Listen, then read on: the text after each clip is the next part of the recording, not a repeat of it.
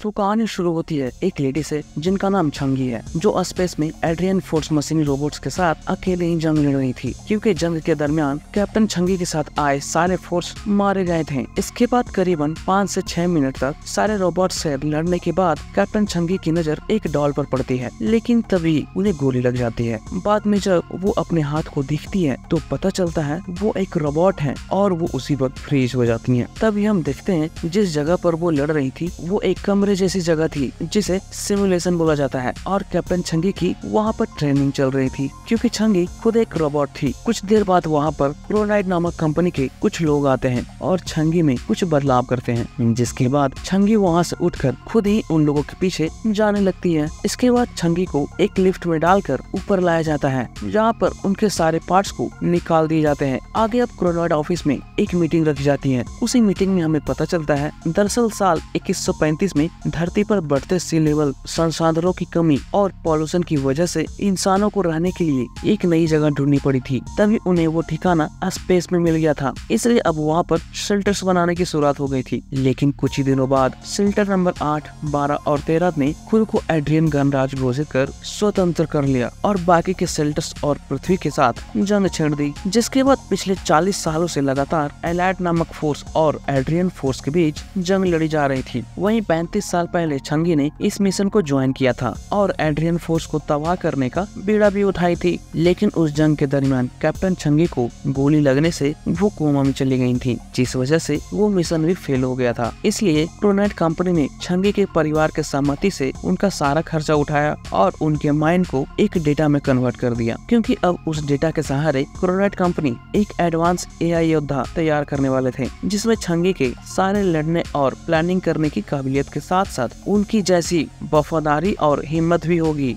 और उस प्रोजेक्ट को नाम भी छंगी ही दिया गया था, ताकि छंगी के जज्बे को जिंदा रखा जा सके। वहीं इस प्रोजेक्ट को कैप्टन छंगी की बेटी डॉक्टर यून सो ह्यून लीड कर रही थी, जो बताती हैं कि वो कैप्टन छंगी के ब्रेन से सिर्फ लड़ाई से जुड़ा हुआ हिस्सा ही अलग करेंगे और उसी से बनाएंगे एडवांस एआई रोबोट। लेकिन उस हिस्से को बाहर निकालने के लिए छंगी का सिमुलेशन टेस्ट किया जा रहा था, पर हर बार वो नाकामयाब हो जा रही थी, क्योंकि हर बार जैसे ही वो टेस्ट शुरू किया जाता था वो डॉल की तरफ देखती और मर जाया करती थी। दोस्तों, अब ऐसा क्यों होता था और उस डॉल की क्या भूमिका थी, इसके बारे में हम आगे जानेंगे। इधर लोगों को समझ नहीं आ रहा था छंगी वहाँ से क्यों नहीं निकल पा रही है, जिसकी वजह से अभी तक 17 एआई टेस्ट करे जा चुके थे, पर सारे के सारे नाकामयाब हो गए थे। लेकिन फिर भी टीम लीडर यून ठान लेती हैं कि वो छंगी को सिमुलेशन से बाहर निकाल कर ही रहेंगी, चाहे कुछ भी हो जाए। इसलिए सबसे पहले यून और उनकी टीम जाकर छंगी का इंटरव्यू लेने के लिए उन्हें फिर से जिंदा करती है। छंगी को जिंदा करते ही वो जोर जोर से चिल्लाने लगती है, क्योंकि वो अपना शरीर का कोई भी हिस्सा महसूस नहीं कर पा रही थी। ये देखकर टीम लीडर यून उनका ब्रेन डेटा निकालकर उस रोबोट को डिस्ट्रॉय कर देने के लिए बोलती हैं। इसके बाद यून एथिक टेस्ट देने के लिए जाने लगती हैं, जिससे लोगों को पता चलता था कि वो इंसान है या एक रोबोट। इसी दरमियान यून की एक बैक स्टोरी भी दिखाई जाती है, जिसमें यून अभी छोटी थी और हॉस्पिटल में थी, क्योंकि उनका लंग कैंसर का इलाज चल रहा था। और यही वजह भी थी कि कैप्टन छंगी बार बार जंग में जाया करती थी, ताकि पैसे इकट्ठा कर वो यून का इलाज करवा सके।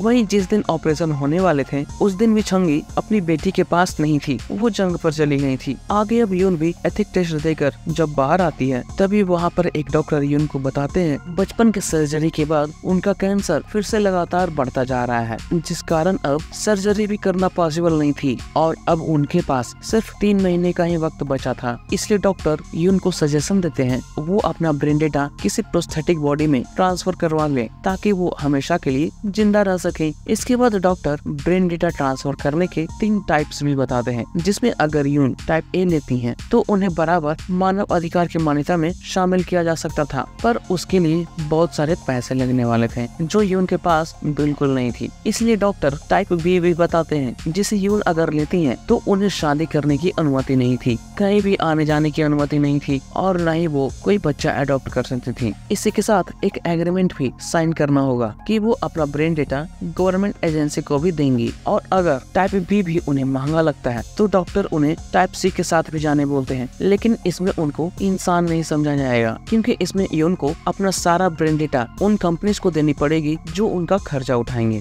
और वो कंपनी उस डेटा का किसी भी तरह से इस्तेमाल कर सकते थे। अगर कंपनी चाहे तो उनके अनगिनत क्लोन भी बना सकते थे। इसी वजह से वो प्रोस्थेटिक बॉडी मिलना बिल्कुल फ्री भी था। ऊपर से उनके मरने पर कंपनी पैसे भी देगी। वही यून की मां छंगी ने क्रोनॉइड के साथ टाइप से ही साइन की थी, जिसकी वजह से क्रोनॉइड कंपनी जैसे चाहे उनके ब्रेन डेटा को इस्तेमाल कर सकती थी। इसलिए अब यून बोलती हैं वो सोच कर बताएंगी। इसके बाद वो वहाँ से सोचते हुए चली जाती हैं। तभी हम यहाँ पर भी एक बैक स्टोरी देखते हैं। जब यून बच्ची थी तभी क्रोनॉइड वाले यून के घर आकर छंगी के मॉम से टाइप सी वाले प्रोस्थेटिक बॉडी ट्रांसफर करने के लिए एग्रीमेंट पर साइन करवाती है। बदले में वो यून की पढ़ाई लिखाई और सारे खर्च को भी उठाने के लिए तैयार होते हैं। इसलिए छंगी के मॉम भी एग्रीमेंट पर साइन कर देती हैं, जिसके बाद से छंगी के ब्रेन पर काम शुरू हो जाता है ताकि क्रोनॉइड अनगिनत छंगी जैसे दिखने वाले क्लोन बना सके और एड्रियन और एलाइड फोर्स के बीच चल रही जंग को जल्दी से जल्दी खत्म किया जा सके। अब आते हैं प्रेजेंट में, तो इधर फिर से छंगी के ब्रेन डेटा को नए ब्रेन में ट्रांसफर किया जाता है और क्लोन नंबर 18 को तैयार किया जाता है। इसके बाद उन्हें फिर से सिमुलेशन के लिए भेजा जाता है, लेकिन इस बार क्रोनॉइड का डायरेक्टर किम सो यून छंगी के पैरों पर ही गोली चलाकर उन्हें होश में लाता है। तभी हम देखते हैं ब्रेन डेटा में उनकी पेन लेवल बढ़ती ही जा रही थी। इसके बाद छंगी फिर से वैसे ही हालात में उठकर सभी से फाइट करना शुरू कर देती हैं, लेकिन लगातार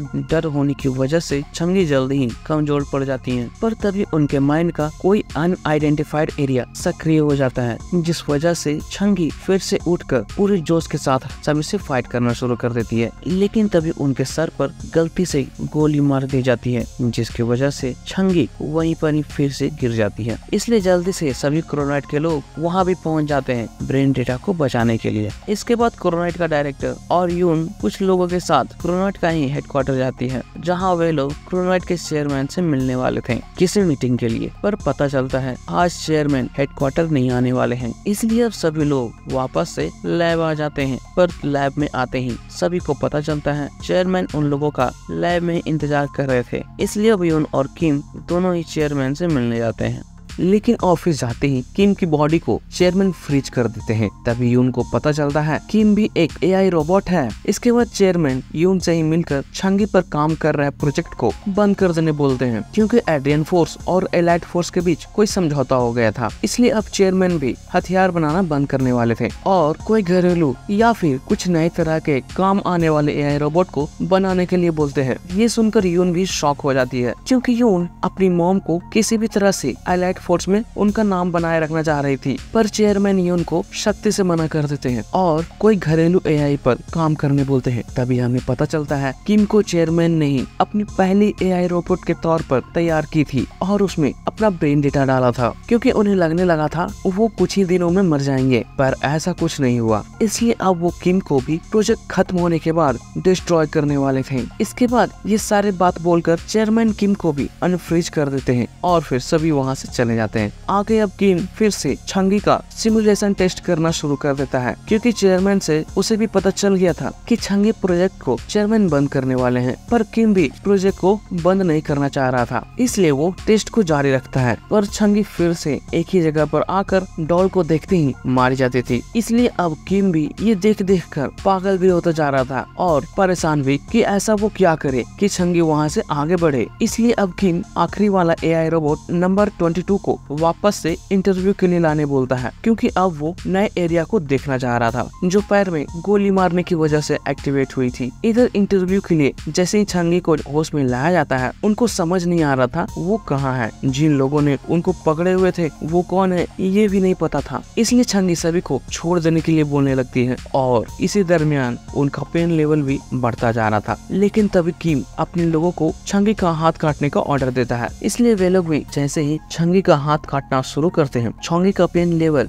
बहुत ही बढ़ना शुरू हो जाता है। इसके बाद वो हाथ भी कट जाती है, पर नया वाला एरिया इस बार एक्टिवेट नहीं होता, जिससे किम बहुत ही गुस्से में आ जाता है और छोंगी के पास जाकर वो खुद ही पैरों पर लगातार गोलियां चलाने लगता है, जिसकी वजह से वो रोबोट ऑफ हो जाती है। इसलिए किम फिर से उसे एक्टिवेट करने बोलता है, पर इस बार यून नहीं करने देती, क्योंकि छंगी को लगातार दर्द में देखकर यून को भी बहुत ही परेशानी हो रही थी। ये देखकर किम यून पर ही आकर गोली तान देता है और छंगी को एक्टिवेट करने के लिए बोलने लगता है, पर फिर भी यून एक्टिवेट नहीं कर रही थी। इसलिए किम जैसे ही यून को गोली मारने लगता है, उसे चेयरमैन की तरफ से बुलावा आ जाता है, तो अब किम भी वहाँ से चला जाता है। इधर ये सब देखकर अब यून भी सारे प्रोजेक्ट को बंद करने की ठान लेती है और छंगी के सारे डेटा को अपने पास भेजने बोलती है। लेकिन जब कुछ देर इंतजार करने के बाद नंबर 22 का डेटा उसके पास नहीं आता, तो यून जाकर अपने आदमी से मिलती है। तभी वो देखती है उसके आदमी के रूम से किसी तरह की आवाज आ रही थी। जब वो अंदर जाकर देखती है तो पता चलता है वो आदमी छोंगी के नंबर 23 क्लोन के साथ गलत हरकतें कर रहा था। ये देखकर अब यून को भी गुस्सा आ जाता है और वो उसे मारने लगती है, पर तभी उसे पता चलता है ऐसा करने के लिए उसे हेडक्वार्टर से परमिशन मिली थी,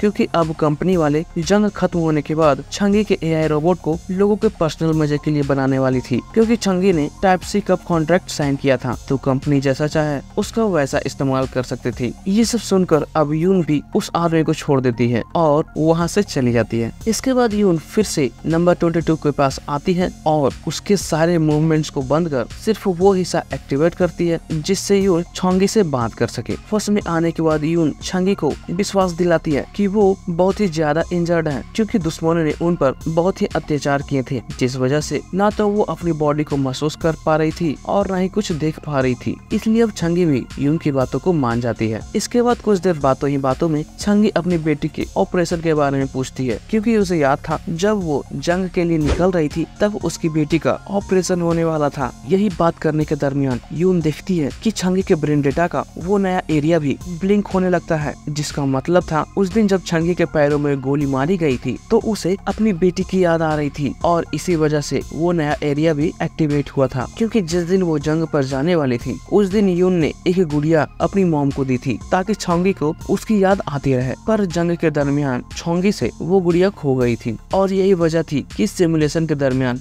बार बार छंगी की नजर उस गुड़िया पर पड़ जाती थी और उसका ध्यान जंग से हट जाता था, जिसका मतलब था वो बार बार मारे जा रही थी। ये सुनकर अब यून को भी समझ आ जाता है कि बार बार उसके मॉम के मारे जाने की वजह वो खुद ही है, क्योंकि उसी ने अपनी मॉम को डॉल को संभाल कर रखने के लिए बोली थी। इसके बाद यून छंगी को ऑफ कर बहुत ही रोने लगती है। अगले दिन छंगी को फिर से सिमुलेशन के लिए भेजा जाता है, जहाँ इस बार खुद यून भी आती है, क्योंकि आज सिमुलेशन का लास्ट टेस्ट होने वाला था। इसके बाद सभी के वहाँ से जाने के बाद यून कैप्टन छंगी को एक्टिवेट कर उनके कानों में बता देती है कि उन्हें अभी जंग के लिए भेजा जाएगा। इसके बाद उन्हें डिस्ट्रॉय कर दिया जाएगा, इसलिए उन्हें अपने आप को बचा लेने के लिए बोलती है। इसके बाद फिर से जंग की शुरुआत की जाती है और मूवी के स्टार्टिंग में हमें जो फाइट सीन दिखाए गए थे वो फिर से दिखाए जाते हैं। इसके बाद फिर से कुछ देर फाइट चलने के बाद छंगी वैसे ही मारी जाती है जैसे वो हमेशा मारी जाती थी। इसलिए अब सभी फिर से नाराज होकर वहाँ से जाने लगते हैं। इधर सभी छंगी को भी वापस से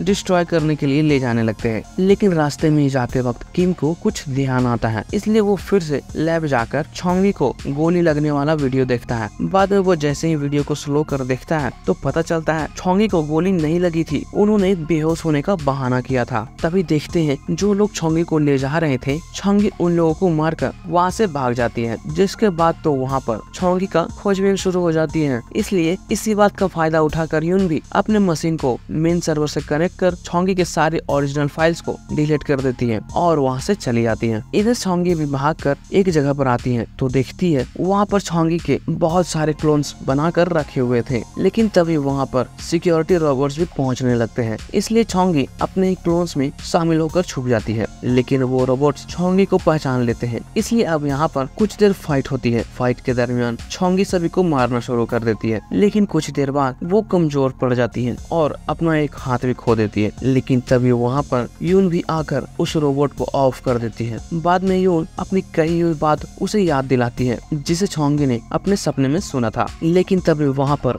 और भी सिक्योरिटी वाले आ जाते हैं। ये देखकर यून भी छंगी के ब्रेन को निकाल कर एक सिक्योरिटी रोबोट में ही डाल देती है और उसी के साथ सहारे वहाँ से निकल जाती है। इसलिए सिक्योरिटी वाले भी उन दोनों को देखकर कुछ नहीं करते। बाद में वो अंदर जाकर छोंगी के क्लोन को भी मार देते हैं, पर जब वो देखते हैं तो उस क्लोन का माइंड खाली था। इसलिए सिक्योरिटी वाले भी वहीं पर लगे कैमरे में देखते हैं तो पता चलता है यून ने ब्रेन को ट्रांसफर कर छोंगी को वहाँ से लेकर चली गई थी। इधर यून भी छोंगी को लेकर ट्रेन से भागने लगती है और छोंगी को वहाँ से कहीं दूर भाग जाने बोलती है। लेकिन तभी देख रहे हैं वहाँ पर किम भी बैठा हुआ था, जो यून को देखकर और भी गुस्सा हो जाता है और उसे गोली मार देता है। ये देखकर छोंगी भी किम से फाइट करना शुरू कर देती है। इसी दरमियान किम को भी पता चलता है कि वो भी एक रोबोट ही है। जिसके बाद अब कुछ देर और फाइट होती है। फाइट के दरमियान और भी सिक्योरिटी वाले वहाँ पर दूसरे ट्रेन से पहुँचने लगते हैं और छोंगी के पास आकर लड़ने लगते हैं। इधर लड़ने की वजह से ट्रेन का बैलेंस भी बिगड़ने लगा था, जिस वजह से ट्रेन का एक हिस्सा निकलकर नीचे गिर जाता है। लेकिन उसी हिस्से के साथ किम भी नीचे जाकर गिर जाता है और मारा जाता है। इधर छोंगी जब ट्रेन में वापस आती है तो ट्रेन भी एक जगह पर जाकर रुक जाती है। बाद में वहाँ पर पुलिस वालों की सायरन भी सुनाई देने लगती है। इसलिए यून फिर से छोंगी को वहाँ से कहीं दूर भाग जाने के लिए बोलने लगती है, क्योंकि छोंगी अब आजाद थी और जहाँ चाहे वहाँ जा सकते थे। लेकिन छोंगी यून को भी बचाना चाह रही थी, तो यून भी प्रॉमिस करती है कि वो खुद को बचा लेगी, बस वो वहाँ से चली जाए। इसलिए अब छोंगी भी यून से गले मिलकर वहाँ से चली जाती है, क्योंकि छोंगी को याद नहीं था कि उसकी एक बेटी भी है। और ऐसा इसलिए हुआ था क्योंकि यून ने पहले ही बेटी की सारी यादें छोंगी के माइंड से इरेज कर दी थी। इसके बाद फाइनली यून भी बेस्ट ऑफ लक बोलकर मर जाती है। लेकिन तभी हम छोंगी को देखते हैं वो वहाँ से बहुत दूर निकल चुकी थी। और फिर इसी के साथ ये मूवी भी खत्म हो जाती है। तो दोस्तों उम्मीद करता हूँ